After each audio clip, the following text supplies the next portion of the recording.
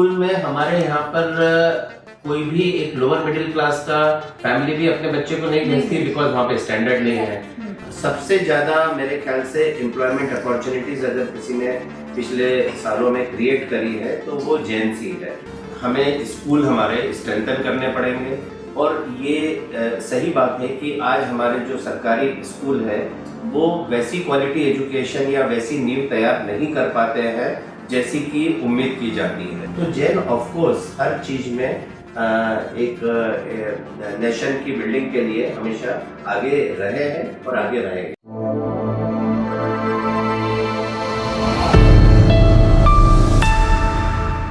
नमस्कार, 2030 का भारत देख रहे हैं आप, और 2030 के भारत में हम लगातार नए नए चेहरों से बात करते आ रहे हैं। मुद्दे हमारे वही होते हैं, गरीबी, भुखमरी और शिक्षा। इन तीन मुद्दों पर आज भी हम एक नई शख्सियत से बात करेंगे, और जो शख्सियत हमारे साथ इस वक्त मौजूद है, आपको मैं बता दूं कि वो जीतो के चेयरमैन हैं और साथ में अर्बन डेवलपमेंट प्रोग्राम्स के और प्रोजेक्ट्स के कंसल्टेंट्स भी। देश भर में एक जाना माना चेहरा और जाना माना नाम है। मिस्टर नितेंद्र मेहता जी हमारे साथ इस वक्त मौजूद है। तो सबसे पहले तो सर आपका बहुत बहुत स्वागत है हमारे इस प्लेटफॉर्म पर। थैंक यू जी, एक बार फिर से मैं आपका स्वागत करती हूँ। और साथ ही क्योंकि 2030 के भारत से ही हम शुरुआत करते हैं, और सबसे पहले मैं बात करूँगी भारत देश की कि 2030 तक आप भारत देश को कहाँ पर देखेंगे? क्या ऐसे डेवलपमेंट्स आ जाएंगे, क्योंकि आप अर्बन डेवलपमेंट में काम भी कर रहे हैं, तो डेवलपमेंट की अगर मैं बात करूँ 2030 तक भारत देश कहाँ दिख रहा है आपको? आपने जो सवाल पूछा है अर्बन डेवलपमेंट से संबंधित कि भारत कहाँ रहेगा, जी, भारत एक शुरू से ग्राम प्रधान देश के रूप में जाना जाता है, जहाँ की हमें पढ़ाया जाता था कि 80% जनसंख्या जो है वो गांव में रहती है। पर बहुत जल्दी पिछले 15-20 सालों में इसमें काफ़ी तेज़ी से चेंज हुआ है, और आने वाले 2041 या 2051 तक ये एस्टिमेटेड है कि 50% भारत की पॉपुलेशन अर्बन सेंटर्स में रहेगी। इसलिए भारत के विकास में अर्बन डेवलपमेंट का एक बहुत महत्वपूर्ण रोल अब हो गया है। हमें हमारे अर्बन सेंटर्स को एक उस तरह से डेवलप करना है ताकि वहाँ पर रहने वालों को ज़्यादा से ज़्यादा सुविधाएं मिले, और जो आप लोगों का कंसेप्ट है सस्टेनेबल डेवलपमेंट का वो हासिल हो सके। बिल्कुल सर, आपने बोला कि अर्बन डेवलपमेंट क्योंकि काफ़ी ज़्यादा इम्पोर्टेंट भी हो गया है, काफ़ी इसमें इम्प्रूवमेंट भी हो रहा है, ग्रोथ भी हो रहा है। एक चीज़ जानना चाहूँगी कि आखिर अर्बन डेवलपमेंट से इंडिया में पॉवर्टी रेशियो में कैसे कमी है? क्या होता है कि शुरू से जो रूरल से अर्बन की तरफ जो मॉडल शिफ्ट हो रहा है या जो एक्सोडस हो रहा है, वो इसी कारण से हो रहा है कि हमारे यहाँ पे रूरल भारत में रोजगार के अवसर बहुत कम है, और साथ ही जो एक लिविंग कंडीशन है वो भी उतनी सस्टेनेबल या उतनी अच्छी नहीं है जैसे कि अर्बन सेंटर्स में हो रहा है। ये फिनोमेना या इसको हम रोक नहीं सकते हैं, लेकिन इसको हम अच्छा करने के लिए प्रयास कर सकते हैं कि हमें जो हमारे अर्बन से एक्सोडस होके या शिफ्ट होके अर्बन सेंटर्स में आ रहे हैं वो स्लम में न रहे, उनको एक अच्छी हाउसिंग मिल जाए, उनके बच्चों के लिए एक बढ़िया स्कूल्स हो जाए, उनको रहने के लिए एक अच्छे एटमॉस्फेयर की कॉलोनीज हो जाए, और उनको उनके जॉब के लिए अलग अलग स्किल के हिसाब से एम्प्लॉयमेंट उपलब्ध हो जाए। अगर ये तीन चीज़ों पे हमने फोकस कर लिया तो जो पॉवर्टी रेशियो है, जो विलेजेस में जिसकी पर कैपिटा इनकम जो है विलेज में रह के एक परिवार की बहुत कम रहती थी, अर्बन सेंटर्स में आके उसकी कई गुना बढ़ जाएगी। जब वो इनकम बढ़ जाएगी तो डेफिनेटली जो है हमारी पॉवर्टी रेशियो में कमी आ जाएगी। बिल्कुल। जैसे कि आपने शुरुआत में ही कहा था कि भारत कृषि प्रधान देश माना जाता है। अब जब पॉपुलेशन गांव से सिटीज में आना चालू करेंगी तो एग्रीकल्चर वाला जो पोर्शन है, जो किसान हैं, वो कैसे डेवलप कर पाएंगे? फिर उनको तो मुसीबतें आएंगी। नहीं, बेसिकली अभी क्या हो रहा था कि हमारा एग्रीकल्चर जो है वो मैनुअल होता था, पर अब हम लोग जो है मैकेनाइज्ड एग्रीकल्चर की तरफ बढ़ रहे हैं, बहुत सिस्टमेटिक फार्मिंग की तरफ बढ़ रहे हैं। तो इसलिए जो है हमारा जो एग्रीकल्चर सेक्टर है वो अब लेबर ओरिएंटेड नहीं रह गया है। बहुत हद तक उसमें जो है मैकेनाइज्ड फार्मिंग की जगह आ गई है, सिस्टमेटिक फार्मिंग की जगह आ गई है। तो फार्मिंग डेफिनेटली हमारा मेन ऑक्यूपेशन और मेन कंसेप्ट रहेगा, पर उसमें जितनी लेबर पहले लगती थी जब बैलों से हल की जुताई होती थी हल से, वो अब नहीं रह गया है। तो इसलिए भी गाँव में पावर्टी जो अनएम्प्लॉयमेंट है वो बढ़ता जा रहा है। बिल्कुल, इसके लिए हर किसान के पास मशीनरी उपलब्ध होना जरूरी हो जाएगा। तो क्या गवर्नमेंट को इस सेक्टर में काम करना चाहिए कि सबसे पहले जो बेसिक हमारी जो भारत देश की नींव मानी जाती है, जैसे किसानी तो नींव मानी जाती है, उसी से शुरुआत, मतलब वहीं से कहा जाता है ना कि भारत की मिट्टी में एक अलग ही बात है। तो अगर हम एग्रीकल्चर की बात करें तो क्या लगता है गवर्नमेंट की तरफ से सबसे पहले अगर किसी सेक्टर को सुधारने की जरूरत है तो एग्रीकल्चर है। और मशीनरीज की अगर हम बात करें तो किस तरह से मशीनरीज हर एक किसान के पास पहुंचनी चाहिए ताकि वो आगे बढ़ सके। और डेफिनेटली जब किसान, हर भारत का किसान आगे बढ़ेगा तो धीरे धीरे सारे सेक्टर्स आगे बढ़ते चले जाएंगे। डेफिनेटली, बिल्कुल सही बात है कि हमें हमारे गांव पर और खेती पर बहुत जोर देने की भी जरूरत है और बहुत ध्यान देने की भी जरूरत है। और सरकार उसमें काफी कुछ कर रही है। सरकार सीड से लेके, माइक्रो इरिगेशन स्कीम से लेके, लोन से लेके, इक्विपमेंट लोन से लेके, इंटरेस्ट फ्री लोन से लेके, सब्सिडीज से लेके, सरकार काफी कुछ कर रही है। लेकिन और भी बहुत कुछ करने की जरूरत है। लेकिन साथ ही यहाँ पर मैं ये जरूर ऐड करना चाहूँगा कि किसानों को भी जो है वो अब आगे आकर मॉडर्न तरीके खेती के अपनाने पड़ेंगे। जैसे एग्जाम्पल है हमारे पास में इजराइल का। इजराइल एक ऐसी कंट्री है कि जहाँ पे डेजर्ट है, जहाँ पे पानी नहीं है। ये सारी टेक्निक्स वहीं से आई है, जो माइक्रो इरिगेशन की कह लो या ड्रिप इरिगेशन की कह लो। तो हमारे किसानों को भी, और ये बहुत अच्छी बात है कि अब किसानों के घर में भी पढ़े लिखे बच्चे आ रहे हैं, तो वो ये सब टेक्निक अपनाएंगे, मॉडर्न टेक्निक अपनाएंगे, मॉडर्न फसल लेंगे, जैसे फ्लोरिकल्चर है, हॉर्टिकल्चर है। तो मेरा ऐसा सोचना है कि अगर ये सब तरीके हम मॉडर्न उसके अपनाएंगे तो डेफिनेटली हमारे गांव भी प्रगति करेंगे। सर, एजुकेशन पर बात करना चाहूंगी मैं आपसे। जिस तरह से, क्योंकि भारत देश को एक लक्ष्य मिला कि देश भर में क्वालिटी एजुकेशन हो, लेकिन आज भी अगर हम देखते हैं तो कई सारे ऐसे स्टूडेंट्स हैं, या फिर मैं कहूँ कि कई सारे ऐसे बच्चे हैं जो क्वालिटीफुल एजुकेशन नहीं गेन कर पा रहे हैं। तो आपको क्या लगता है अभी जिस स्टेट में है इंडिया, क्या देश में क्वालिटीफुल एजुकेशन मिल रहा है, या फिर जो भी इश्यूज आ रहे हैं क्वालिटी एजुकेशन के सेक्टर में, एजुकेशन के सेक्टर में आप क्या कहना चाहेंगे? क्योंकि कहीं ना कहीं आप भी इस चीज से सहमत होंगे कि अगर एजुकेशन क्वालिटीफुल होगा, अगर एजुकेशन सही होगा तो पॉवर्टी और हंगर दोनों में ही कहीं ना कहीं इसका इम्पैक्ट देखने को मिलेगा और रेशियो में कमी आएगी। नहीं, ये बहुत इम्पोर्टेंट एस्पेक्ट है, देश के विकास से जुड़ा हुआ है। बिल्कुल सही है कि क्वालिटी एजुकेशन हमें सिर्फ हायर लेवल पे ही नहीं, ग्रास रूट लेवल से ही तैयार करनी पड़ेगी। हमें स्कूल हमारे स्ट्रेंथन करने पड़ेंगे। और ये सही बात है कि आज हमारे जो सरकारी स्कूल है वो वैसी क्वालिटी एजुकेशन या वैसी नींव तैयार नहीं कर पाते हैं जैसी कि उम्मीद की जाती है कि आगे चल के वो जब हायर एजुकेशन में जाए तो वो रिसर्च करे, देश के लिए कुछ करे। ये हमारा एक लैकिंग पॉइंट है। पर मेरे ख्याल से सरकार इसमें भी मॉडल स्कूल के तरीके से, इंफ्रास्ट्रक्चर के तरीके से, पर इसमें मैं ये ऐड करना चाहूँगा कि एक इंफ्रास्ट्रक्चर और ये तो सरकार प्रोवाइड कर सकती है, पर इसमें सबसे बड़ा रोल होता है शिक्षक का। और शिक्षक हमारे यहाँ पे लोग जो टैलेंटेड होते हैं या जो अच्छा IQ रखते हैं वो शिक्षक नहीं बनना चाहते, बिकॉज शिक्षा में या शिक्षक बनना एक पेइंग जॉब नहीं है। तो सबसे पहले हमें हमारी कम्युनिटी में एक शिक्षक को बहुत इम्पोर्टेंस देनी पड़ेगी। उसकी रेम्युनरेशन या उसकी पेइंग जो है वो हमें इतनी बढ़ा देनी पड़ेगी कि वो एक ल्यूकेटिव जॉब हो जाए, जैसे एक IT इंजीनियर का होता है या एक सिविल इंजीनियर का होता है, वैसा ही जॉब एक शिक्षक का हो जाना चाहिए ताकि उस क्षेत्र में टैलेंट अट्रैक्ट हो सके। आखिर क्यों सर, क्या ऐसी वजह है कि लोग उस डायरेक्शन में जाना ही नहीं चाहते? जैसे आपने कहा कि जो टैलेंटेड लोग होते हैं वो अक्सर उनका ये रहता है कि वो टीचिंग की फील्ड में जाना प्रेफर नहीं करते हैं, इंस्टेड ऑफ दैट वो कॉर्पोरेट सेक्टर्स या आईटी सेक्टर्स में चले जाते हैं। तो आखिर ऐसी क्या वजह है? सबसे बड़ी वजह तो पैसा है। जो शिक्षक का एक रेम्युनरेशन है, अगर हम कॉलेज लेवल पे भी देखें या किसी भी लेवल पे देखें, तो एक शिक्षक को एक इंजीनियरिंग कॉलेज में मेरे ख्याल से जो अभी लेटेस्ट पे कमीशन और उनके साथ में भी उसको मेरे ख्याल से 1.5 से 2 लाख रुपए मिलता है।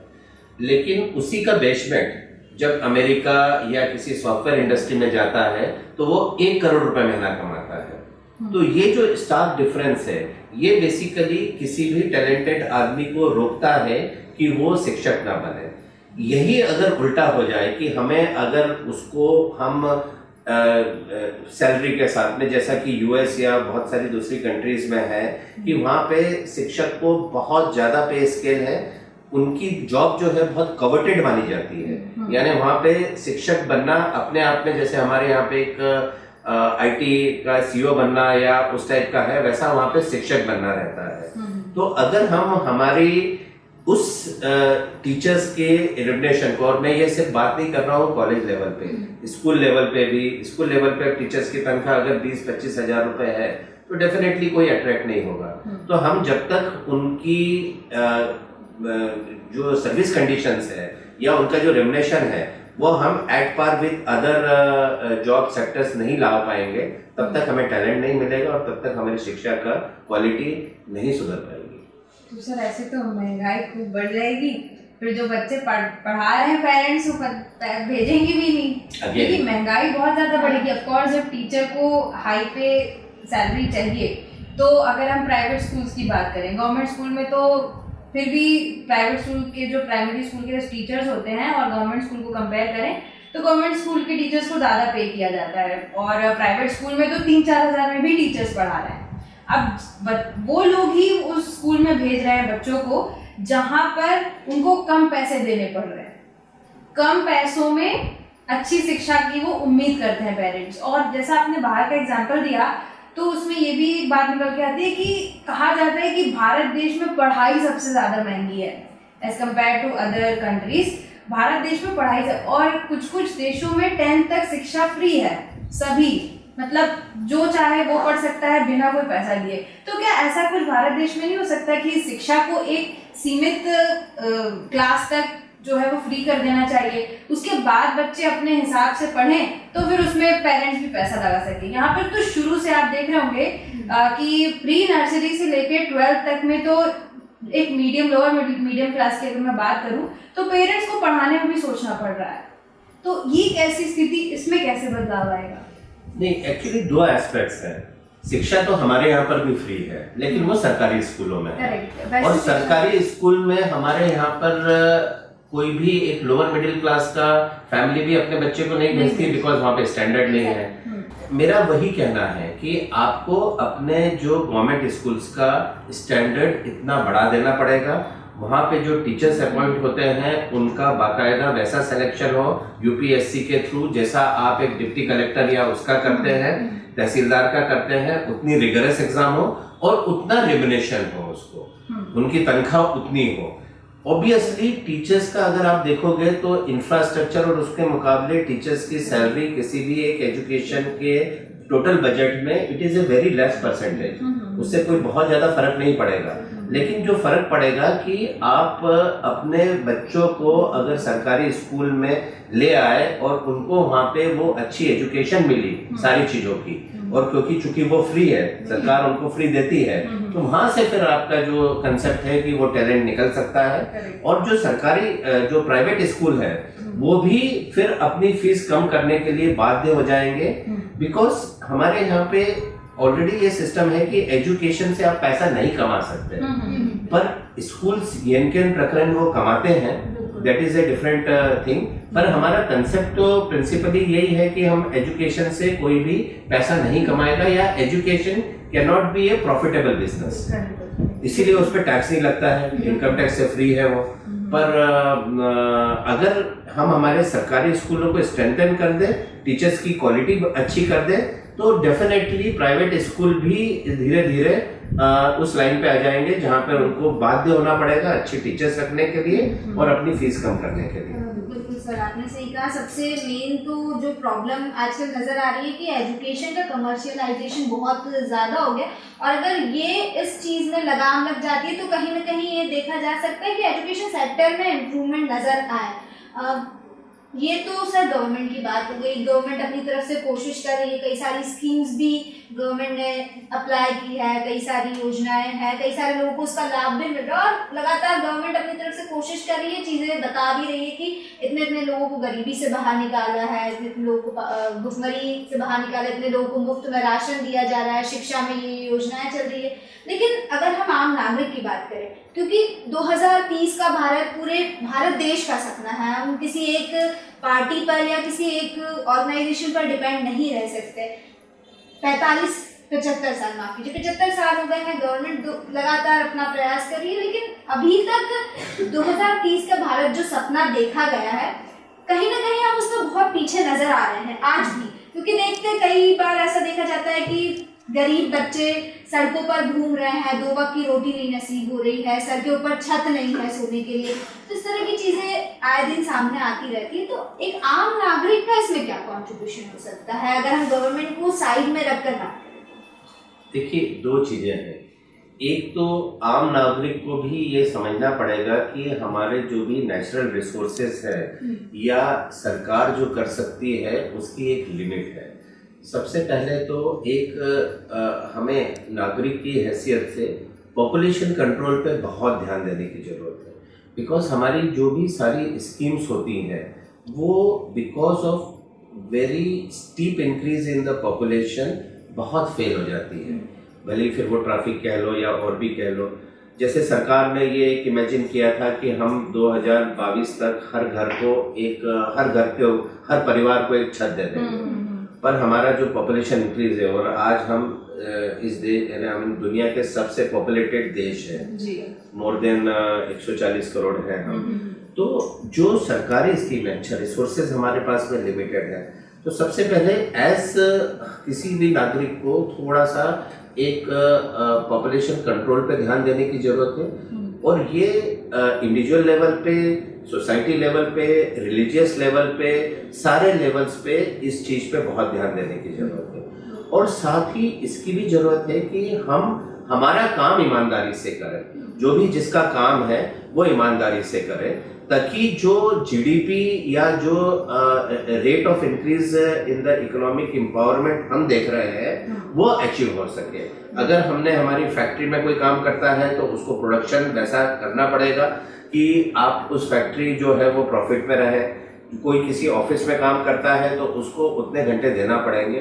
थोड़ा सा जो वर्क डिसिप्लिन है वो हमारे यहाँ पे लैकिंग है, जिसको हमको एज नागरिक सुधारने की जरूरत है। बिल्कुल। चलिए, एक आखिरी और बहुत अहम सवाल मैं पूछने वाली हूँ आपसे कि आप जैन कम्युनिटी से बिलोंग करते हैं, जैन इंटरनेशनल ट्रेड ऑर्गेनाइजेशन के आप चेयरमैन हैं, और जैन कम्युनिटी रिच मानी जाती है। इंडिया में एक तरीके से देखें तो जैन आर वेरी रिच, क्योंकि बिजनेस होता है, खूब पैसा होता है जैन कम्युनिटी में।